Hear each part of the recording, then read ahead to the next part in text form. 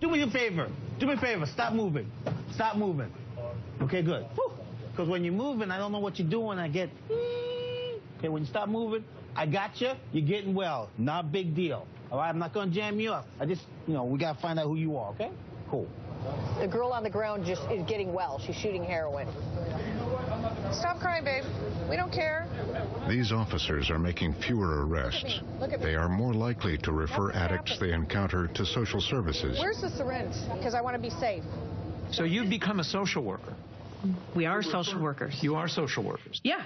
But yes, viewer how many listening to you now would say, gee, you're taking an awfully gentle approach. We could not incarcerate these people or arrest our way out of the problem. Wow, that was a look at the new Frontline documentary, Chasing Heroin, which explores the heroin and prescription opioid epidemic in America. And joining us now to talk about the new documentary, award-winning producer Marcela Gaviria. Good to have you on board. This looks incredibly depressing, but we need to know just how prevalent this is. I don't think people really understand. What did you learn in working on this?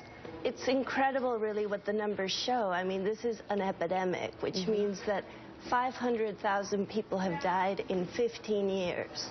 This is not unlike the AIDS epidemic of the 80s, and the fact is that the country hasn't really woken up to the solutions. So I wanted to make a film that really sort of explored that. What are we going to do about this? And I ended up in Seattle following 3 addicts and looking at different programs and what they're doing for them. And Mike, this is also a New England problem. We certainly saw that in New Hampshire with all the presidential candidates talking about it, but you talked about a documentary that you saw about Cape Cod. Yeah. Oh, my God. It's a national problem, and did you find in the course of spending that time in Seattle that access to the drugs, to opioids, to heroin, and the cheapness, the relative cheapness of both. Well, you steal the prescription drugs a lot of the times, but that is one of the principal factors in this mushrooming epidemic. We explore the origins of it, and when you start to understand what happened, this country got primed after the pill epidemic of the 90s. And what ended up happening is that not everybody that took pills switched over to heroin. Of course, that wasn't the case. But a certain percentage, an important percentage of people that do get on painkillers actually make the switch.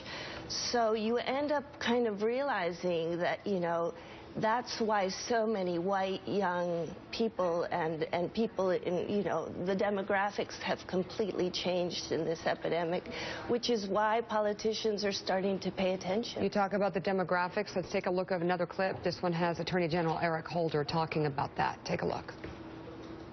We need much more in the way of treatment and it's heartening for me to see how this nation is reacting to the heroin problem. We're now seeing around the country where we are coming up with public health responses to it and dealing with the underlying problems that cause that addiction in the first place. Not to be too glib, but isn't that because a lot of white kids are doing heroin?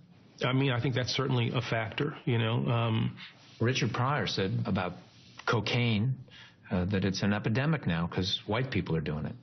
Well, when things seep into the majority community, the nation pays a greater amount of attention than when it is confined to minority communities. And so, yeah, there's an element of truth. There's an element of truth to that.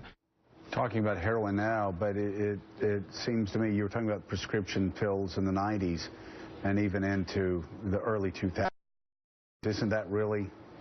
Wasn't that the gateway drug to this, to cause the explosion again? Because, I heard way too many stories about parents whose children overdosed on prescription medication. Many of them die. Yeah, as the deputy drug czar for Obama said, that pills are basically heroin prep school. So, I think a lot of us take painkillers, go home with a bottle of 60 pills or whatever it may be, but, about 23% of people get hooked.